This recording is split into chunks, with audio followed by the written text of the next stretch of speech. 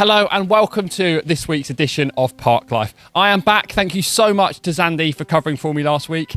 City are on the road as they make their longest trip of the season to Carlisle. Coming up on today's show, we hear from the manager Matt Taylor as City take on a promotion rival. Everyone's favourite Irishman, Pierce Sweeney, gives his thoughts on the game ahead, and Ben Seymour answers some of the fans' questions. But first, let's take a look back at the best bits from Tuesday night's match against Morecambe. Through here to O'Sullivan. Wasn't too far away. That's a fine ball over the top and a real chance here. The goalkeeper committed, and that's a penalty. He steps up, no stopping that. 2-2. He was here, but in the FA Cup against Sheffield Wednesday. Seymour making inroads. Bringing the save. Law inside. Jay trying to find some room.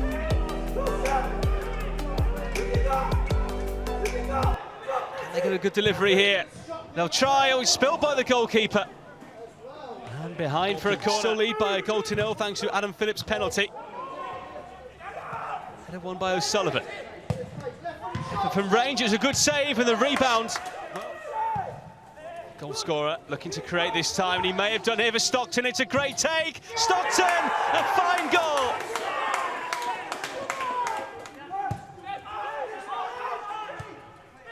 That's better. They make something of this at the end. Well held by Anderson. Will only be a consolation, but there isn't even time for that. A great win for Morecambe. Carlisle were the opponents for Matt Taylor's first game in charge of the Grecians 3 seasons ago. Here is the manager himself giving his thoughts on the game ahead. Difficult on the back of not watching them in recent games, but their patterns, their style of play, I don't think will change too much on the back of the games they've missed. Been in such good form before they were locked down due to the pandemic and their outbreak with the COVID virus.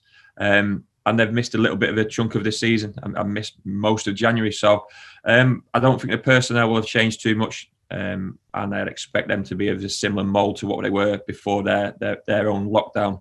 And we played them early on in the season, had a good result against them. But even with 10 men, it was a hell of a game of football, a real test, and they put us under constant pressure. And they've done that consistently throughout the season, and they've been close to those top positions in the league consistently for a long period of time. And only through missing games have they dropped down the league. So they'll be looking to get back to that form and hit the ground running come the start Saturday. Both teams will be looking to start the game well. We had a catch-up and debrief in terms of the first half of the season, and it's so apparent that we need to start games better, but also be level at half-time in games. And when I say level, I mean not having to chase games. That's happened too often this season. Obviously, it happened again on Tuesday night. So we know what we're trying to work towards, and hopefully that will come to fruition come this weekend. We've got a good record at Carlisle. Obviously, some memorable matches up there. Do you look at that record, or do you just think, no, that was last season, don't worry about it? Look, it plays its part. There's a reason we've had success at Carlisle in the past. The pitch generally suits us up there. A big pitch, always a good playing surface. The groundsman up there does a fantastic job, despite the weather they get up there. So it always seems to suit us. And we always seem to move the ball pretty well. But first and foremost, you've got to get to that ball. You've got to earn the right to play. You've got to get control of the ball. And we know what's coming to a certain extent this weekend. Like I said, I don't think Carlisle's style or patterns of play will change too much. But then when we win the ball back, we've got to use it really well and use it with a mindset that we need to hurt the opposition. And sometimes on a pitch like Carlisle, there's a bit of extra space in certain areas, and we've been able to utilise that in the past. Time will tell if that happens this weekend. But players always have a feel about opposition and always have a feel about opposition grounds as well. And generally, we've had success up at Carlisle, so that bodes well in terms of the players' confidence. Plus, they'll be looking to put Tuesday night behind them and put in a better performance than we did. Having returned from injury and reclaimed his place in the starting 11, Pierce Sweeney is now one of the first names on the Exeter City team sheet. Here he is with his thoughts ahead of our trip to Carlisle. I've got good company. I've got my iPad, I've got my headphones, I've got my mobile phone, and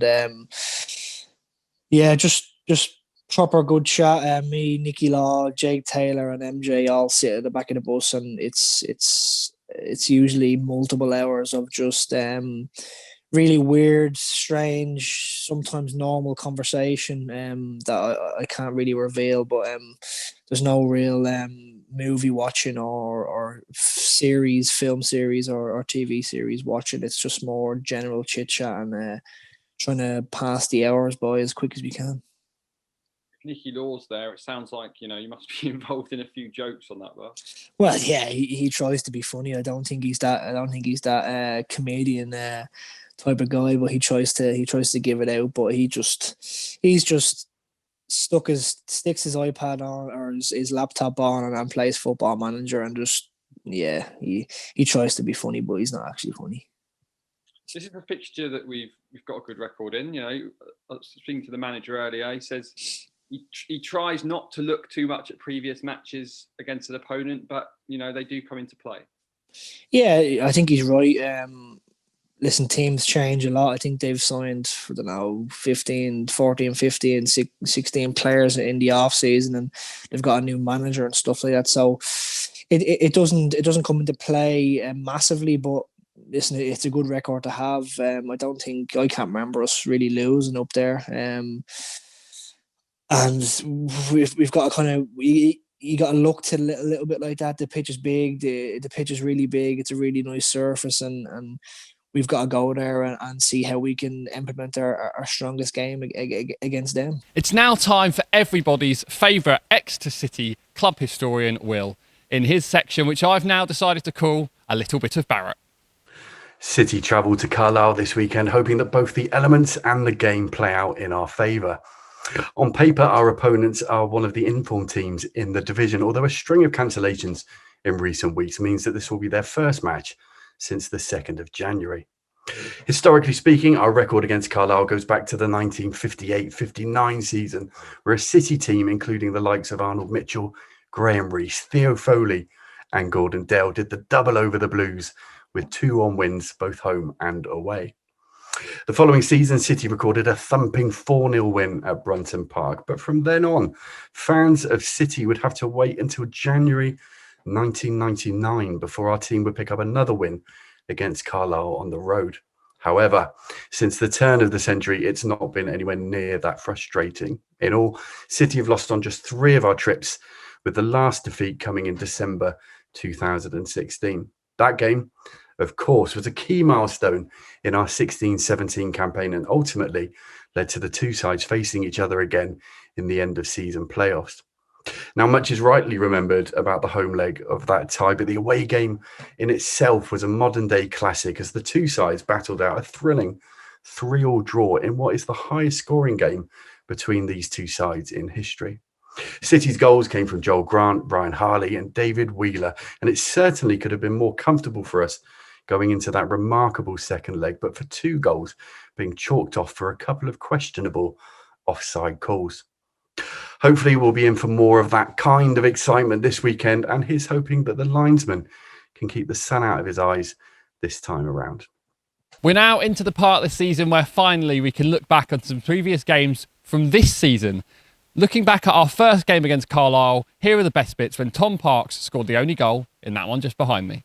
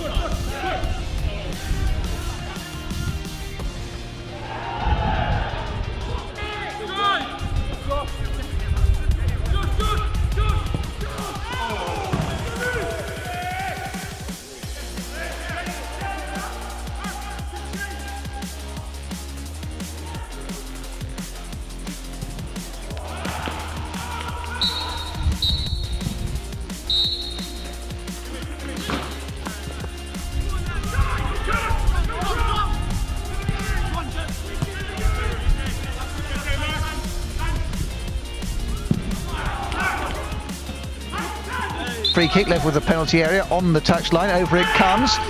And there's a shot and Parks has scored. They didn't pick up Tom Parks inside the penalty area, which is a crime in itself. It wasn't a header, it was a low shot past the goalkeeper, but nothing Fairman could do. That's probably the first shot he's had to deal with, but it was almost point blank range. And Tom Parks, his first goal of the season, sweeps Exeter City in front.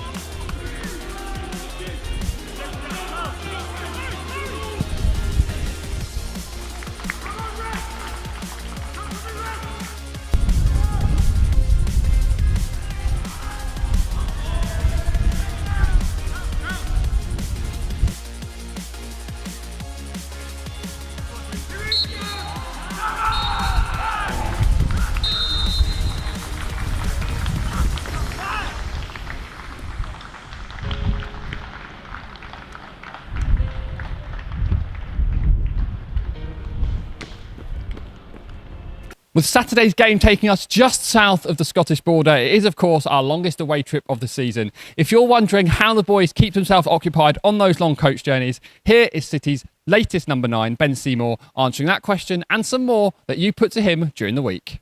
Those who got in nice and early are being rewarded here. Noah Bassett has asked, do you play FIFA? Do I play FIFA? I don't play FIFA at all. I remember I probably played FIFA about 2 years ago, and then I feel like it gets a bit repetitive. But yeah, there's a few players in the team that love FIFA, but I can't say that I'm a FIFA lover. I'm more of a Call of Duty man. Fair play, mate. Fair play. So yeah, you keep yourself busy on the console. Just play football out on the pitch, and then a bit of Warzone on the bit of Warzone, yeah. ECFC Daily says, who would you say that you have the sort of biggest bond with in the squad? An individual, a best friend, say, or a particular? I probably have. I do a lot of things outside of football and inside of football with Joe Randall. I feel like he's one of my best mates. Alongside probably Archie. He's been my roommate for a while now. Away days in the hotel, a bit of banter in the room, but yeah, probably them two.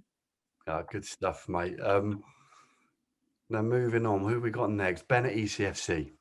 He says, so another Ben at ECFC.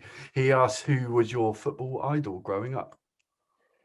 That's a tough one. I think I've said this in a previous interview.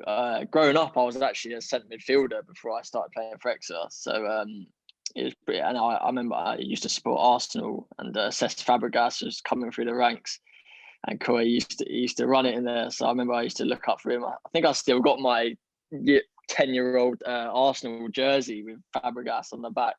But yeah, probably Cesc Fabregas. Good shout, quality player, absolute quality player. Tom Brooks asks, who's the best defender you came up against at youth level?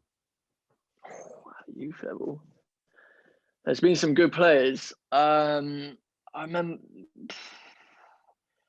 probably we played Bournemouth under 23s about, I think it was when Tiz was here about 3-4 years ago. And I remember Tyrone Mings was playing, and he's a bit of a big boy. It was quite hard to get around him, but yeah, he was a quality player. I remember at under 18 level we played Chelsea at their training ground, and Reece James was playing centre half. I think I was chasing shadows trying to get near to him, but yeah, probably them two. There's some decent players to come up against, aren't they? They've not done badly for themselves. Still on the sort of player theme, Morgan ECFC, who's the best player that you've ever played with? Best player I've ever played with, probably, obviously the obvious one is Ethan Ampadu. He's definitely up there. Watkins is up there. Probably them two. They've I think when I used to play with Eve, he used to play all over the place. I remember he used to play centre mid, just get the ball, and I know he just zing a ball over the top and put me in on goal. He's got the ability to do that. So it's quite nice linking up with him during the academy times. Nice. Do you still watch the boys play? Keep up with how they're getting on? Yeah, I do. I was actually speaking to Eve yesterday. We both follow American football, and the Kansas Chiefs were on with Patrick Mahomes, and we were just having a little chat about that. But now it's good to see they're doing so well, and their ability is obviously getting shown at the top level, and it's good. Yeah, it's good to see. Awesome. MVPs all over the place there. Literally. Now this is quite a good one with the games coming thick and fast now for you all. But Owen Land asks, entertainment on an away journey. How do you entertain yourself on your travels, which you're going to have to do a fair bit of in the coming? We got some big games coming up away.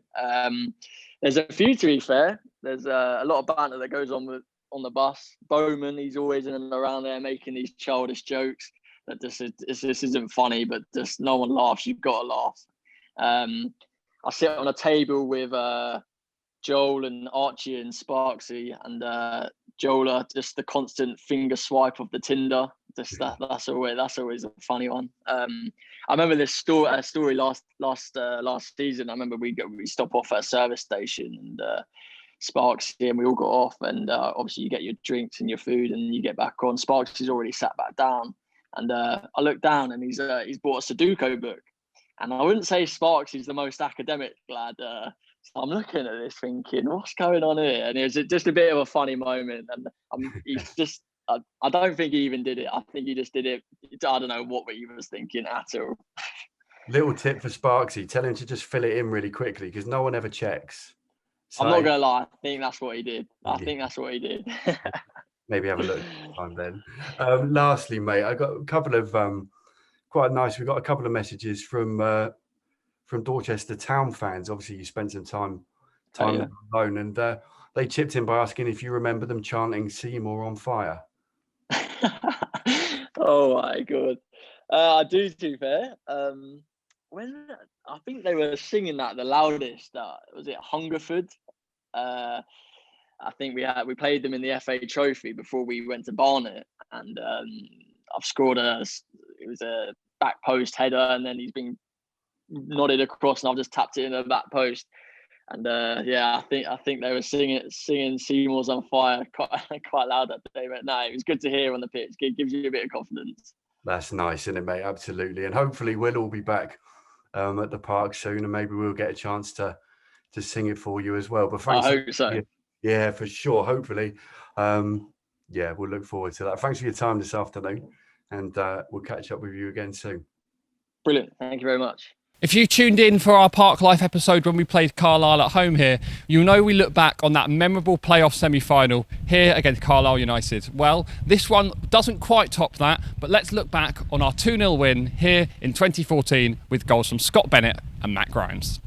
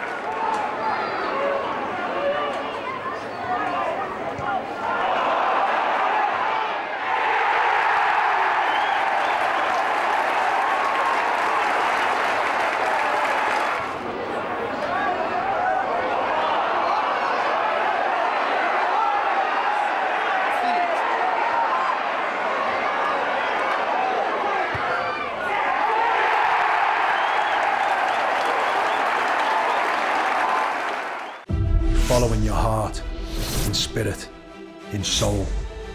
You make every tackle, score every goal. You're part of it, wherever you are in the world. From the first minute until the last kick. Victories, heartbreaks. You're part of the fabric, the passion, devotion, supercharging emotion. For you, there is only one. Abiding loyalty, togetherness that is second to none. Follow every kick, every tackle, every goal. With access to live stream games and matchday commentary, with coverage spanning the globe. Behind the scene content, newsletters and match highlights. There is no better way for you to get closer to your club. And with iFollow sales supporting them, there's no better way to show your love. When you can't be there with iFollow. That is all we've got time for on Park Live this afternoon. Thank you so much for joining us. As ever, remember you can purchase your match pass for iFollow for just £10. Unfortunately, due to BBC travel restrictions, there will be no BBC Devon commentary, but you can select home commentary from BBC Radio Cumbria or have the match just ambient sound. We'll of course have all the coverage from the afternoon at Brunton Park on Facebook, Twitter, Instagram and on the website, reaction after the game as well. So what are we? Tuesday? I better set off now. One last thing to say. Come on, City!